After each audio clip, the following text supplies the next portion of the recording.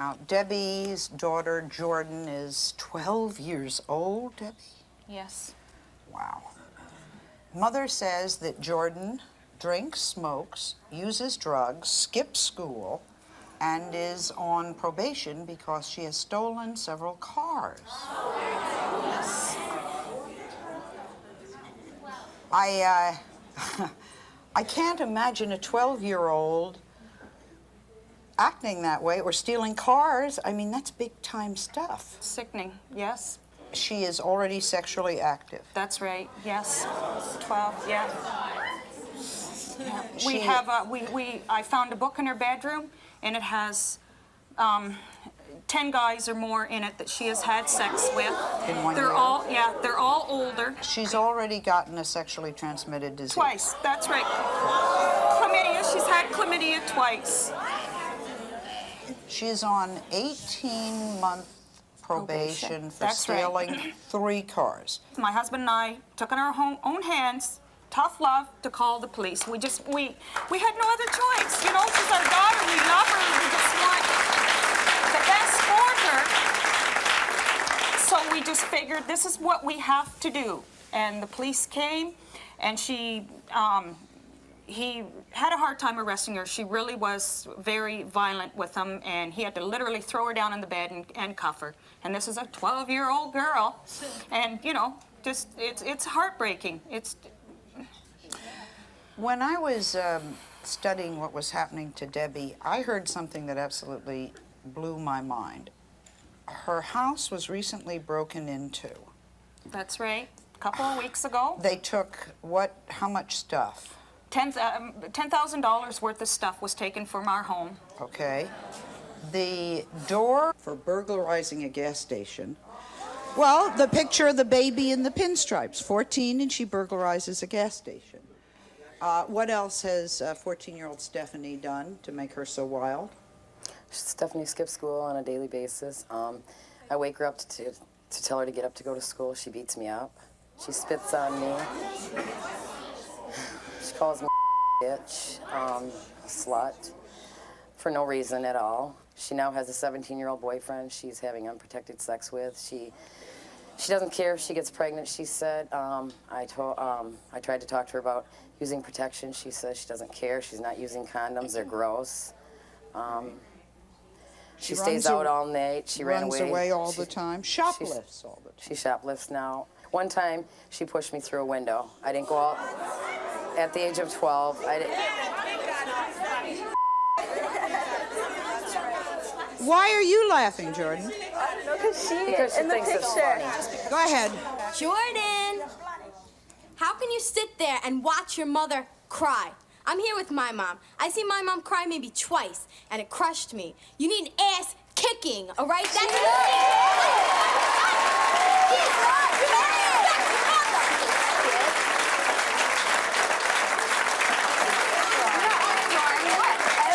Stephanie has said that she tells you all the time that she wishes you were dead. Mm-hmm. You had a lump in your back and she tells you she hopes they're cancer. And that's funny to them. It is funny to her. Okay, let's bring her on out.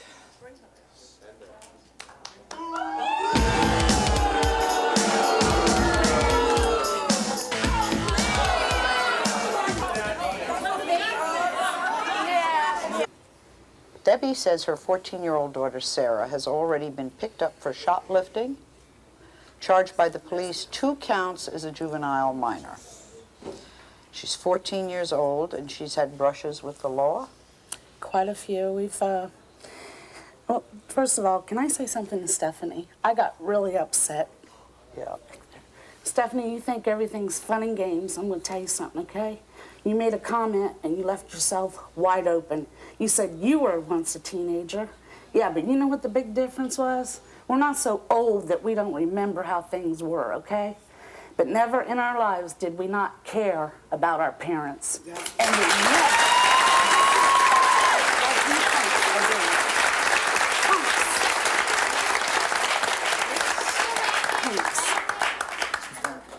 I don't get the laughing.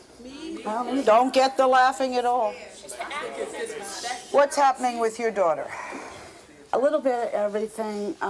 She's told a teacher to lick her crotch.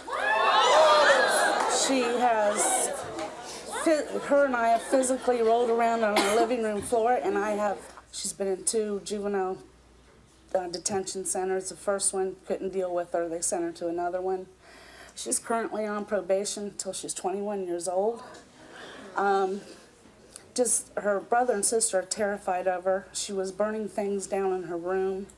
She's run away 4 times. Get straight F's. Straight F's. Missed 29 days of school. 29 days of school. Been suspended. Kicked the probation officer. Yeah, Kicked the probation officer. This is not a small man. He stands about 6'3", 6'4", about 240 pounds. And he came for a visit, and she didn't like what he had to say. So she started physically fighting with him.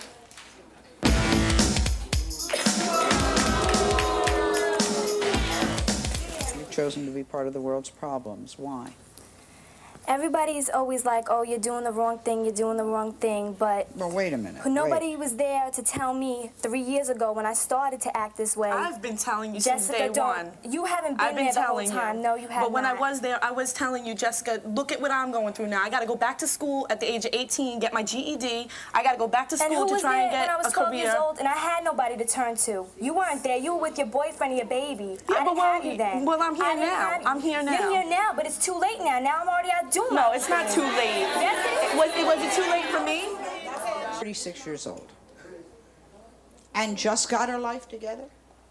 Where have you been for 35 years? Out there.